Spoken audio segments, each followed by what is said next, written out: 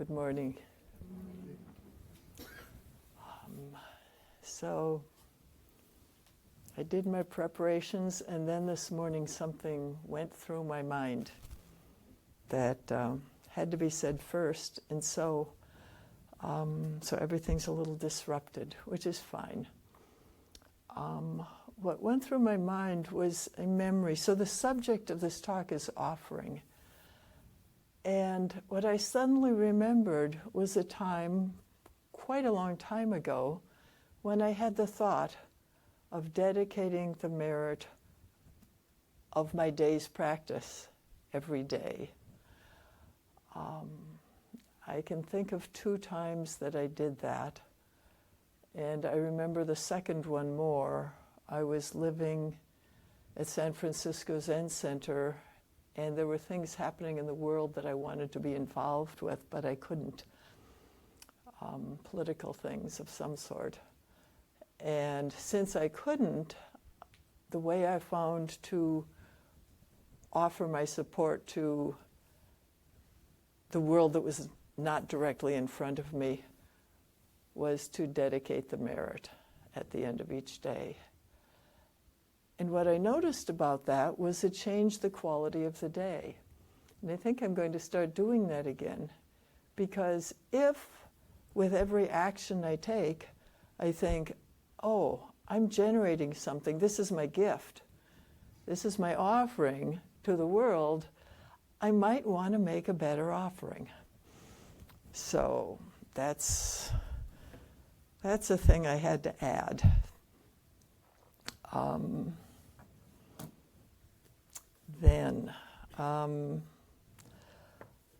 I have been, you might or might not be able to tell from the introduction, I've been a little bit of a renegade.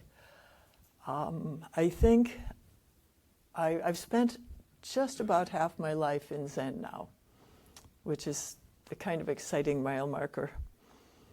But I owe this life, which has really given me everything I have, to 2 small, somewhat trivial details about Minnesota Zen Center at the time I entered.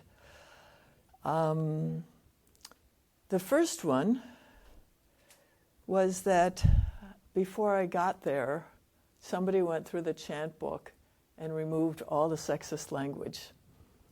So I did not encounter the generic he anywhere. I did not encounter patriarchs. I encountered something that was not offensive to me as a very serious feminist at the time. Things like that don't bother me anymore, but I would be interested in them because they keep people away. And the second one was the statue on the altar was a little smaller than this one. There were not giant, ornate, flowery things everywhere.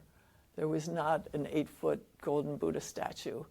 I think I would have run away screaming.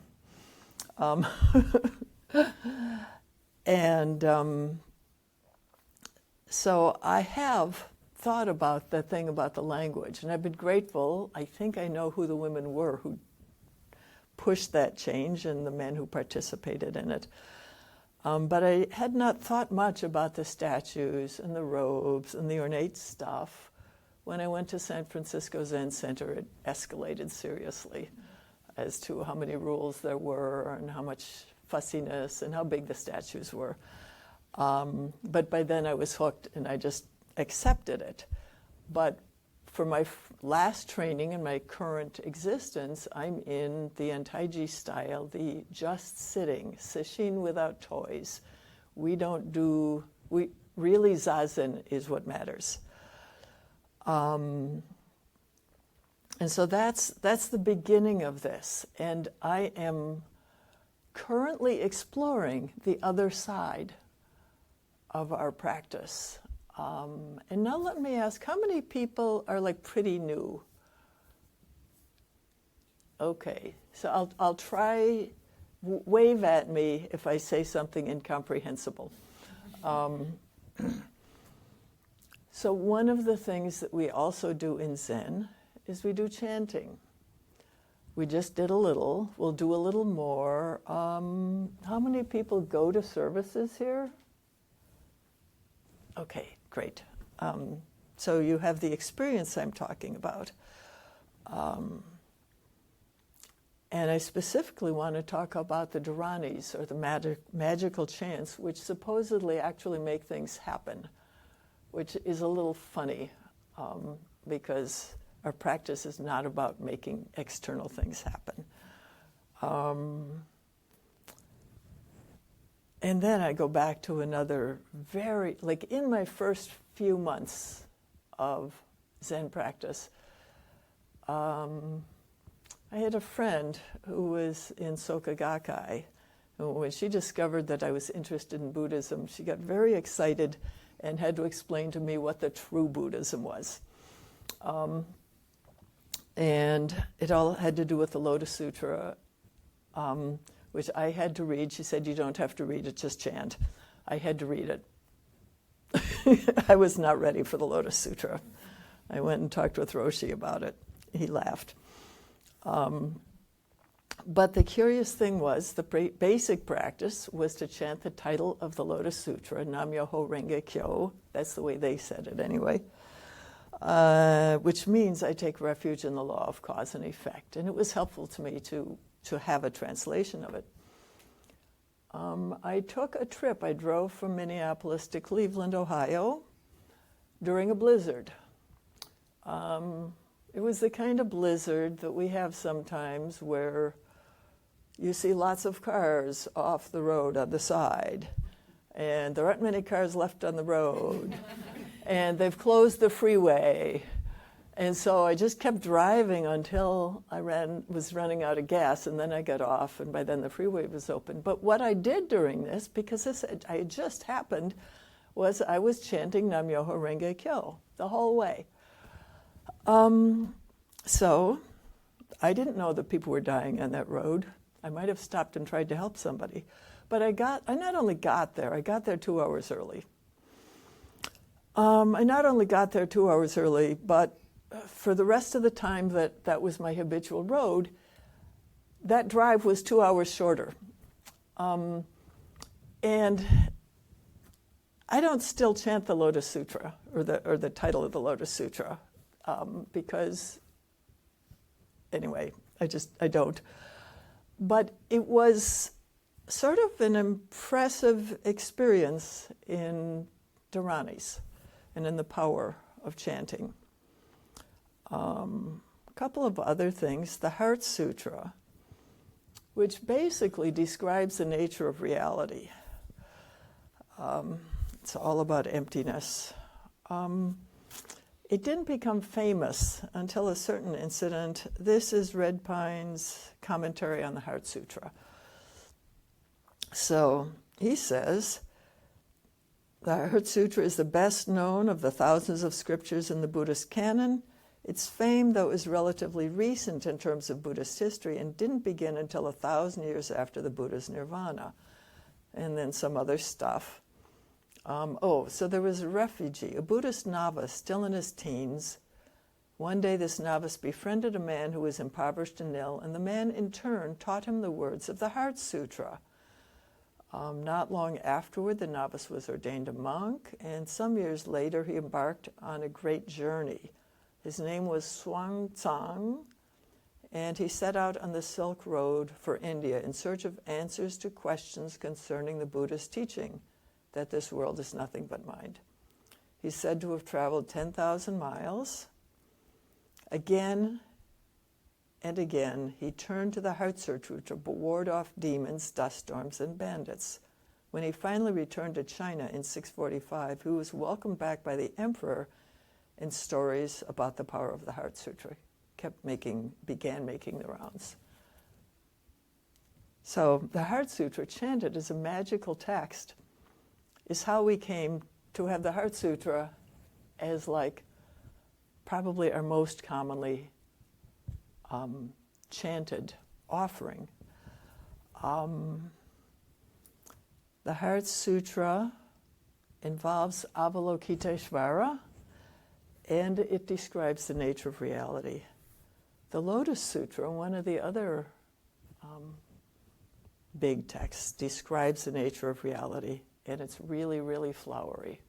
I find it challenging. The Daiheshin Dharani, which, how many people are familiar with that? Okay. Is completely a song in praise of Avalokiteshvara. And this is one for, quite a while now. I chanted every day at home, at my place of practice. My teacher chanted, it was the Heart Sutra and the Daiheshin Dharani, and that's what I do. At San Francisco Zen Center every day, Tassajara twice a day, at Minnesota Zen Center during Sesshin. And it's a Dharani, which means it's a magical chant. And when we do chants, we offer the merit of them to a whole list of causes, beings. We offer it back to the Buddha and to the lineage and to the whole world and to the temple. And I did. One of the longer dedications, one of the standard dedications goes, may all awakened beings manifest through the three treasures, their luminous mirror wisdom. Having chanted the Dharani of great compassion, we dedicate its merit and virtue to Buddha, Bodhidharma, Dogen, all the ancestors, Dharma protecting devas and saints and earth spirits and monastery protecting spirits. We pray for peace in the land, harmony among nations, prosperity and longevity for donors, tranquility within a monastery, ample sustenance for the community. And it goes on. And we offer for deceased monks and for people who are sick. And I've added a bunch of things to it for my own use. And this says, may they equally perfect awakening. May all beings perfect awakening. So this is, in our culture of Buddhism, considered to be beneficial to chant all these words. I found a translation, but I don't think I'll read it because I think I'll run out of time. Chanting words of praise to the three treasures, and particularly to Avalokiteshvara, who embodies compassion. Here. You are luminous with shining wisdom. You transcend the world. Oh, Lion King, great Bodhisattva. Remember this heart. Act, realize, continue, victor, great victor. There's about 2 pages of magnificent words like that.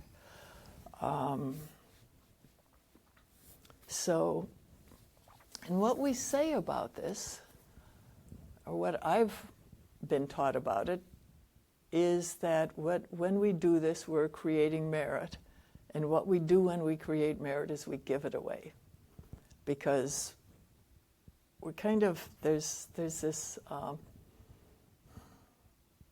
kind of mechanistic feeling about merit. And so we say, well, yeah, we're creating merit, but we're not keeping it.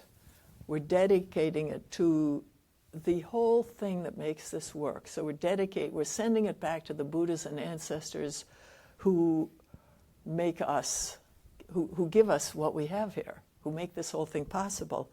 And then we also give it away here and there. It's like on the altar back there, there's names of people who are being supported by our chanting.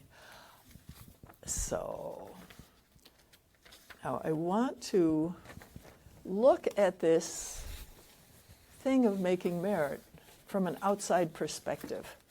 I've been reading non-Buddha sources.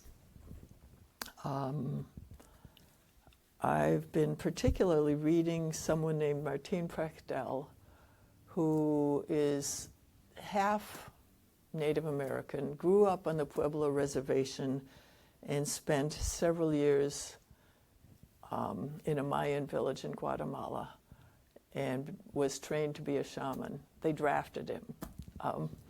he didn't go there looking for that. And he talks about a way of seeing the universe. So I'm going to talk some about this, and then I'm going to go back to Zen and try to tie these things together. So,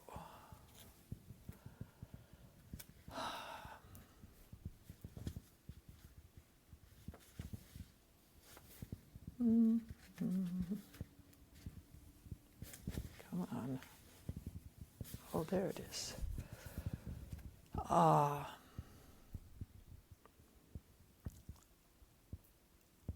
Okay. So he's just finished a description of the clothes that people wear when they go farming. He says they wear beautiful clothes, they make their tools beautiful, they make their homes beautiful, they make their bodies beautiful, and they make their farm fields beautiful. And then he does some descriptions of that, and then he says, people all descend from the indigenous, and indigenous people are intent on feeding the divine in everything they do. By walking down the trail, working, eating, and sleeping, by the earth-oriented ingenuity of human-made beauty. For after all, that's what all we really have to give as a gift that the holy didn't already make.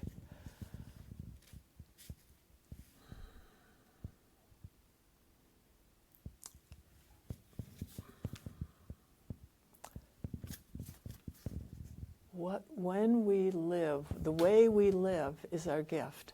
It's like, that's why I had to say that thing that kind of came to me those years ago, because it's like, oh, here it is, and he speaks very eloquently about it. And he says, what we have to offer, our gift to the creation of the universe, to the moment-by-moment creation of the universe, our gift can be beauty. Chants, songs, beautiful clothes. So I'm not going to come back to it. I'm going to do it as I go along. So suddenly, to wear a robe that I sewed with my own hands, and to do 3 prostrations, offer incense, say a chant before beginning sewing, and saying a verse with every stitch. Suddenly, this thing which I've known, I felt it. I felt it. After sewing my robes, I just kept sewing by hand. And I sewed and chanted things. And I made a quilt that I gave to my daughter that was full of chants and blessings that I sewed.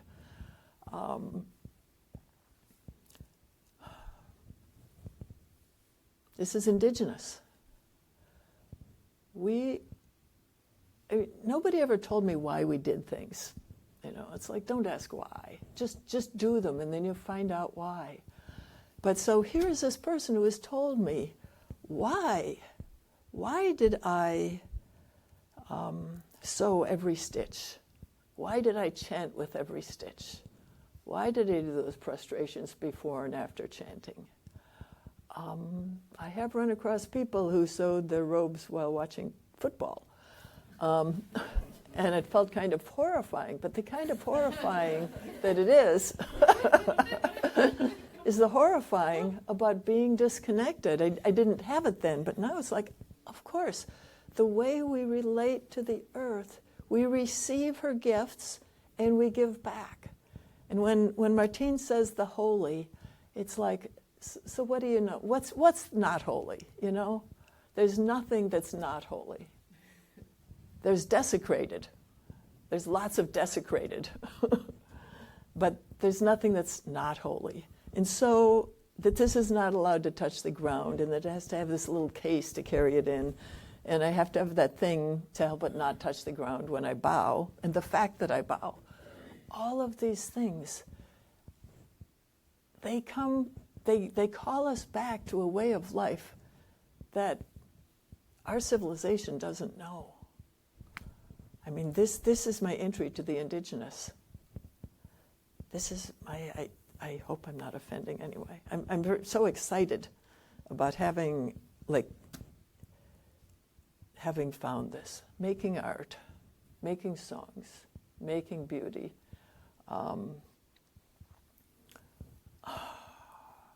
That is the way we keep the universe going. I didn't print it out, but in Bendoa there is I meant to, but I truly didn't. Okay.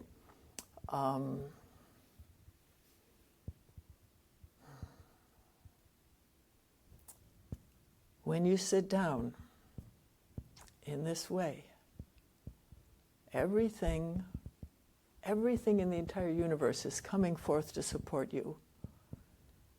And you, in turn, are supporting everything.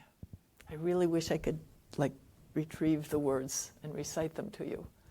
But that is the nature of it, and I think it's why I love that text so much. It's like, oh, we're part of it. We are part of this magnificent, beautiful thing called interdependent origination.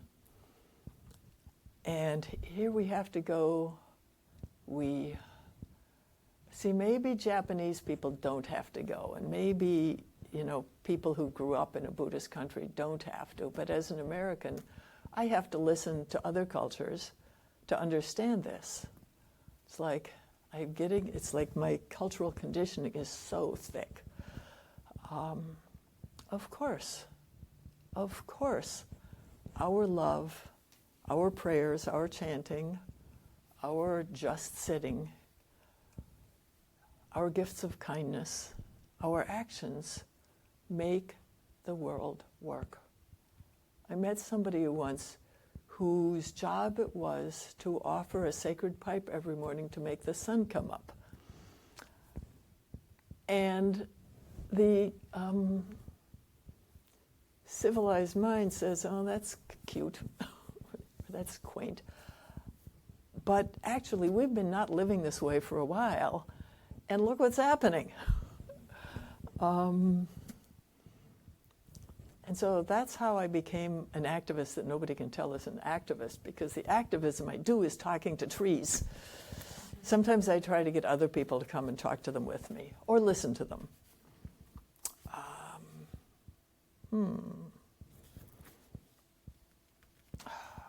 Okay, let's have another little reading.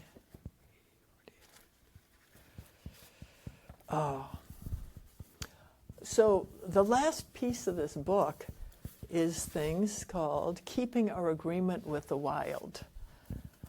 And he says that when humans started farming rather than, foraging and stuff, we did something. You cut down a forest and you plant corn. And so we had to make deals. We had to make agreements with wild nature. And we're violating those agreements all the time now. But he has a suggestion for how we, just living here in cities and everything, can start to can come back to keeping our agreement with the wild. And where he says the wild, he could say the holy, and we could say Dharmakaya, the whole universe Buddha. So here's one. Kneel at the feet of the mother of the food you eat and ask her to adopt you.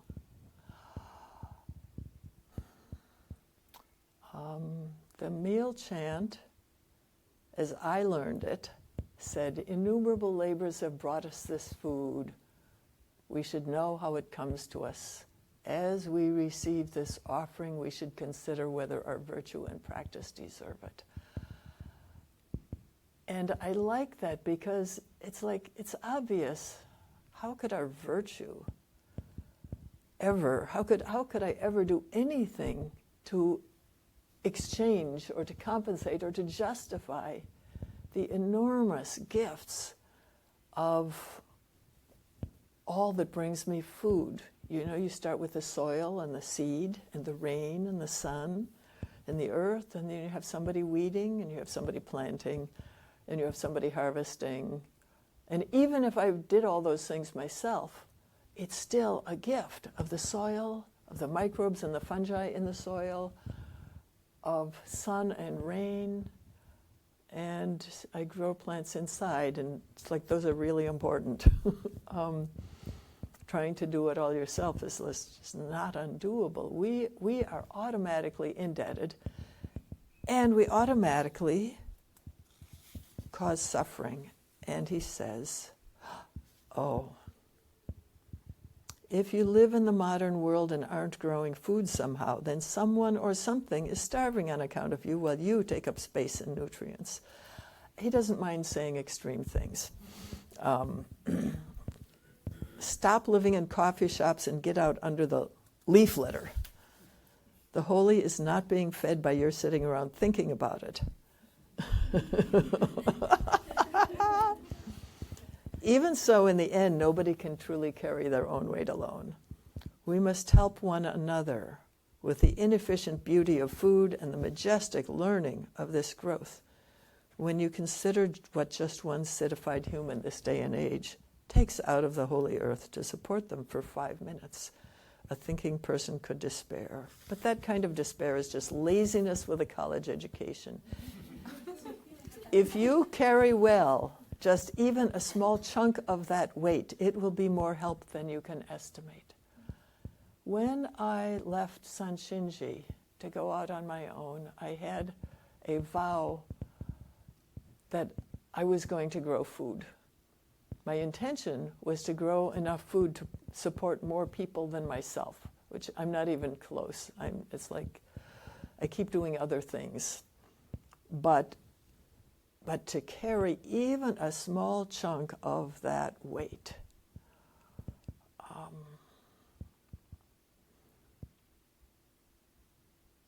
we do what we can. Oh. And when you garden or farm, then you have to remember that when you harvest, there is no difference between pulling off a ripe ear of corn for the stalk and cutting the throat of a lamb to eat the meat. Living things on this earth live only because of the death and generosity of other living things. No one is more evolved because they eat only vegetables. Don't fool yourself into thinking that by only eating plants you are lessening the suffering of living beings because you think plants are non-sentient. To indigenous peoples worldwide, plants are the most sentient beings of all and should be respected as much as any animal should. They just have a larger, more temporally spread out nervous system than most humans can sense, which can be better measured geologically in eons instead of minutes, millennia instead of days, and by synaptic wave patterns like the rippled growth of stalactites in a cave. The entire world suffers for the rest of the world to thrive. It's all about generosity. It is about not escaping a life where suffering is how things work. Have you heard this before? Life contains suffering?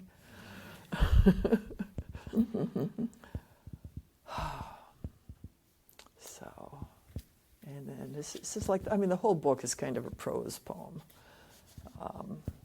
And I'm tempted to read lots, but I might be able to go back and read more.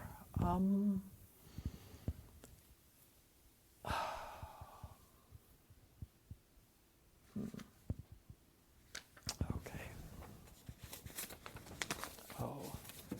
Then I stumbled across Braiding Sweetgrass, which was written pretty locally. And I was told it was fabulous. I read it. And here we go. In the Western tradition, there is a recognized hierarchy of beings, with, of course, the human being on top, the pinnacle of evolution, the darling of creation, and the plants at the bottom. But in native ways of knowing, human people are often referred to as the younger brothers of creation. We say that humans have the least experience with how to live, and thus the most to learn. We must look to our teachers among the other species for guidance. Their wisdom is apparent in the way they live. They teach us by example. They've been on the earth far longer than we have been and have had time to figure things out. They live both above and below ground, joining sky world to the earth. Plants know how to make food and medicine from light and water, and then they give it away.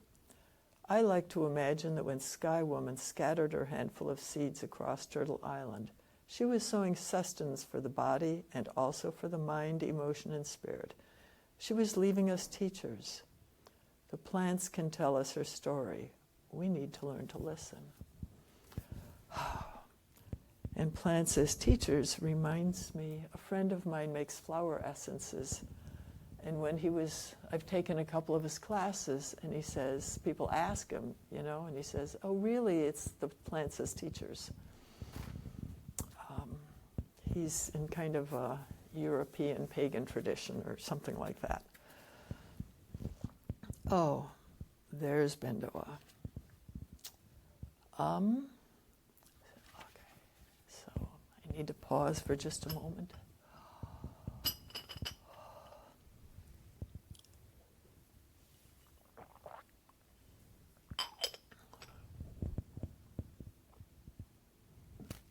So, once upon a time, I developed a theory about where Buddhism came from. This was after reading a particular life of the Buddha, which I do not own, and I don't know which one it was, and I'm sad about that. But it described the culture that the Buddha grew up into, and it seemed like a very lovely culture. And I developed the theory that Buddhism was a way of transmitting the jewels from that earth-based culture, deeply rooted in spirit, completely giving, receiving, giving, receiving, giving. I mean, there's not even a separation, but completely enmeshed in it's all gift, it's all offering. That Buddhism is a transmission into the Aryan culture, which was quite warlike and patriarchal, and into our culture, that they took some of the understandings and hid them. So that what I talked about sowing this, and about chanting, and about making vows, it's a way. It creates its own culture for us, and it's a culture that can get along with the capitalist world in which we live, externally or visibly, and yet it's deeply different. It deeply changes us. It makes us part of the whole. And thus Buddhism has lasted a long time. And it's been helpful to many people, and it changes shapes wherever it goes. But we have this key thing. I listened to a talk at a conference, the Priests Conference, by a woman who is studying modern Buddhism and commenting on our idea here that there's something that we would call core Buddhism. This is not, Zen doesn't do this so much, but she was studying all Buddhists.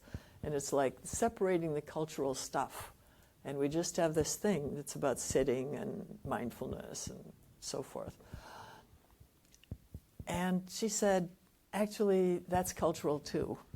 Stripping away everybody else's cultural elements leaves us to project our elements and think they're universal.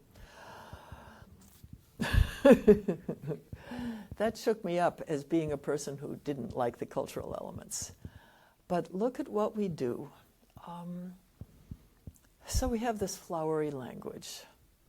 And sometimes the languages, in other languages, Namo Karatanno Toriyaya, Namo Warya, Barikichi, Shifaraya. You'd be surprised how many people can chant that whole thing. That's the Dahishan Dharani, without looking at a text. You just do it often enough, and there it is. And those who are interested in such things say it's the sounds that create something. It's the sounds that matter. Very difficult language, very, very poetic language. Every time I study a Mahayana text, I have to struggle because 90% of it is flowery language and you can't find the plot. The Lotus Sutra has no plot. You have to go into the flowery language and find the meaning in there. So we have special robes. Some people are wearing rakasus. Everybody took their shoes off. I have, there's this rule. I mean, I not only can't wear the okesa into the bathroom, I can't wear the koromo into the bathroom. It's like you have to practically completely change your clothes to use the toilet. And I was always annoyed, and I was puzzled. And of course, on the one hand, the toilet is symbolic of impurity, and removing waste is a ritual thing. But really, you walk into our bathrooms back there, you shouldn't have to take stuff off. It's totally symbolic. I have finally in Korea, I saw the bathroom for which this rule was designed. And it was really helpful to me to see that there was once a practical rule for taking our stuff off before we use the toilet. There was a slit on the floor. And you step over the slit and you do what you're going to do.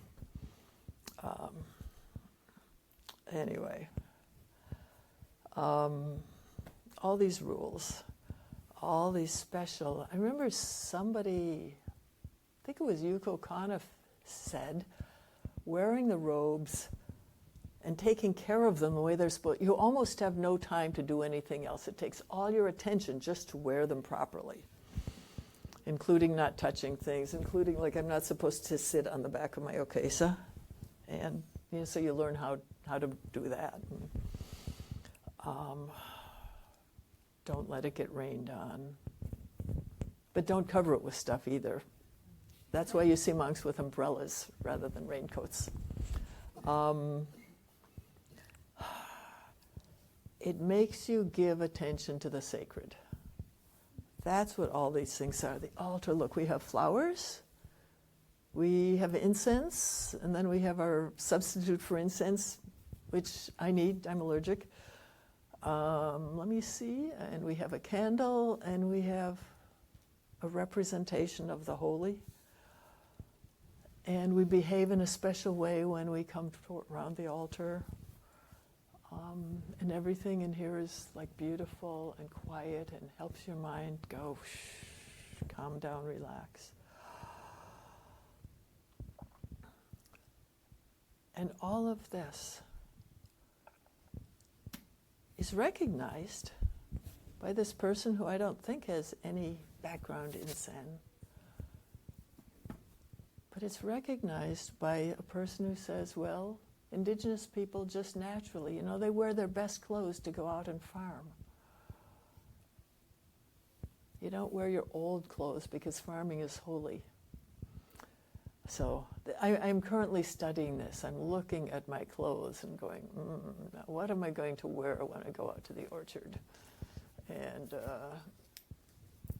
what are my actions going to be? And so the vision, he gave me a vision of Buddhist life. Because earth, grasses and trees, fences and walls, tiles and pebbles, all things in the Dharma realm in 10 directions carry out Buddha work. Therefore, everyone receives the benefit of wind and water movement caused by this functioning, and all are imperceptibly helped by the wondrous and incomprehensible influence of Buddha to actualize the enlightenment at hand. these various influences do not mix into the perceptions of this person sitting, because they take place within stillness without any fabrication, and they are enlightenment itself. All of this magnificent, suffering, beautiful, terrible world is all enlightenment itself. And I talked longer than I thought, but we still have some moments for questions. Any questions? Or comments? Okay, 1, 2. What are the titles of the books? The book that I was reading from, The Unlikely Peace at Kuchumakik, which is from an incident described where he and some other people were trying to bring food to some people who everything had been destroyed by an earthquake. And when they got there, the people had been hungry for at least a week. They found that people respectfully they had hats. Everybody got, for each family, a thing of rice and a thing of beans, and then the father would take it back and share it with the family. And that people did not think that it was a terrible thing. They thought it was a wonderful thing because they had come to the holy place. That's why there were thousands of them there. They had intentionally come to the holy place to die together in a holy place.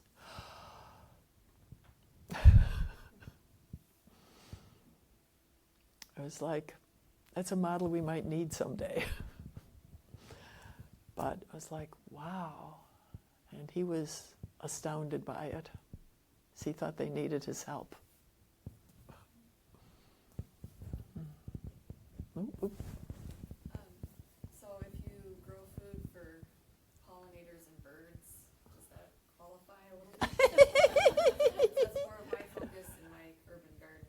I do a little bit of tomatoes, but I'm very focused on native bees and butterflies. And what's the mind that causes you to do that? What's the intention?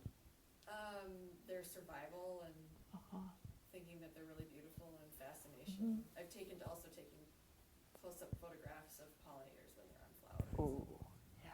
So but you're really, and it's creative too, just gardening. But I love birds.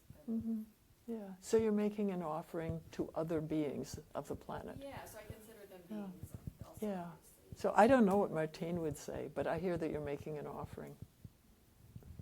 How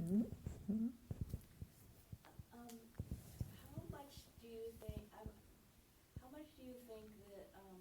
connection that we can make to native and indigenous cultures through Buddhism can help us improve our lives, and how much does it feed our idea that we are civilized and that it's our superiority that allows us to see that indigenous people are good, so we can now. Oh dear. Do you see what I'm saying? What a horrible thought. It's wise to think of that, yeah. Yeah, I suppose I could think that I'm better than my neighbors, the right-wingers, because I have this opening. It would be good for me to learn not to feel better.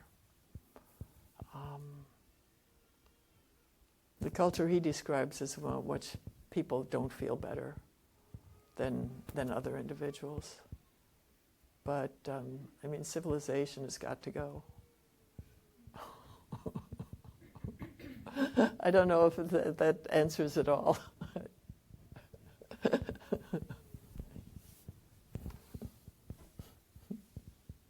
Yeah. You brought up suffering. I see a lot of suffering in my work. I'm a mental health practitioner. And, you know, I know that you're a psychotherapist, but what kind of offering, how does offering enter into that work that you do? Oh, wow. Let me see. Let me start by saying that in my advertising I tell the truth about myself. And I find that it attracts people who want what I have to offer rather than what I used to try to be regular, and that really didn't work very well. And a lot of people actually want some spiritual nourishing and stuff like that. So that's the starting place. In the work itself, I don't know. It's like I just have human relationships with people. I'm thinking, so I'm in private practice, and if you're in a clinic or hospital, it's like much tougher. But every person is a person.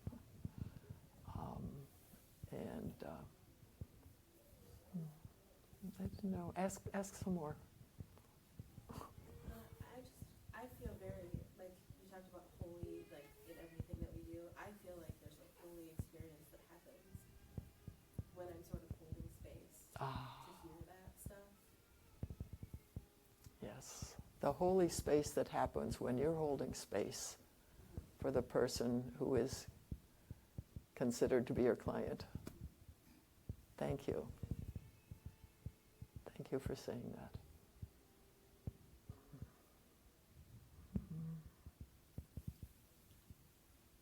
Maybe one more question?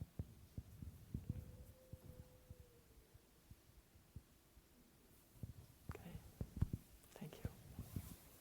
The closing chant is on the front of our bulletin.